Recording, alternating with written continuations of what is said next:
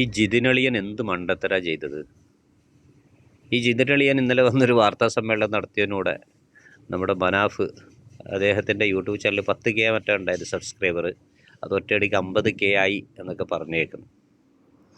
ഈ ഒരു വിവാദം വന്നപ്പോൾ ജിതിനളിയൻ്റെ പ്രൊഫൈലൊന്ന് പോയി ചെക്ക് ചെയ്ത് നോക്കി. അപ്പോൾ പുള്ളി കേരളത്തിൽ കുത്തിത്തിരിപ്പുണ്ടാക്കാൻ നടക്കുന്ന വിഭാഗത്തിൽപ്പെടുന്ന ഒരാളാണെന്ന് തോന്നുന്നു.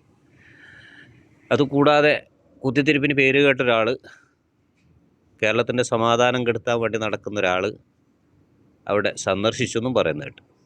അപ്പോൾ സ്വാഭാവികമായിട്ടും ഇത് ഒരു പരിധി വരെ ആൾക്കാർ പ്രതീക്ഷിച്ചതാണ്. അതുകൂടാതെ മനാഫ് ഇപ്പം നല്ല റീച്ചിലേക്ക് പോവുകയും ചെയ്തു. അതുകൊണ്ടാണ് ഞാൻ ഫസ്റ്റ് പറഞ്ഞത് ഉർവശി ശാപം ഉപകാരമായി. പിന്നെ ഈ നന്ദികേട് എന്ന് പറയുന്നത് മനുഷ്യൻ്റെ ആദത്താണ്, ഒരു സ്വഭാവ ഗുണങ്ങൾ പെടുന്നതാണ്. ഒരായുഷ്കാലം മുഴുവൻ പരിചരിച്ചാലും പരിഗണിച്ചാലും കൂടെ കൊണ്ട് നടത്തിയാലും ഒരു ദിവസമൊക്കെ മറക്കും. എന്നാൽ ഒരു പട്ടിക്കാണ് ഒരു 3 ദിവസം ഭക്ഷണം കൊടുത്ത ഒരായുഷ്കാലം മുഴുവൻ അത് നമ്മളോട് നന്ദി കാണിക്കും എന്നാണ് പറഞ്ഞേക്കുന്നത്. ആ ഒരു സ്വഭാവം മനുഷ്യനില്ല. മനുഷ്യൻ പെട്ടെന്ന് കാര്യങ്ങളൊക്കെ മറക്കും. നന്മകൾ പെട്ടെന്ന് മറക്കുകയും തിന്മകളെ മാത്രം എടുത്ത് ഇങ്ങനെ ആഘോഷിക്കുകയും ചെയ്യും. അത് മനുഷ്യൻ്റെ സ്വഭാവമാണ്. അപ്പോൾ ഈ ജിതിനളിയനും മനാഫും ഒക്കെയുള്ള ഈ ഒരു സ്ഥലത്ത് ഇനി കാര്യങ്ങൾ എങ്ങനെ മാറി മറിയുന്നു എന്നുള്ളത് നമുക്ക് കണ്ടറിയാം, മനസ്സിലാവാം.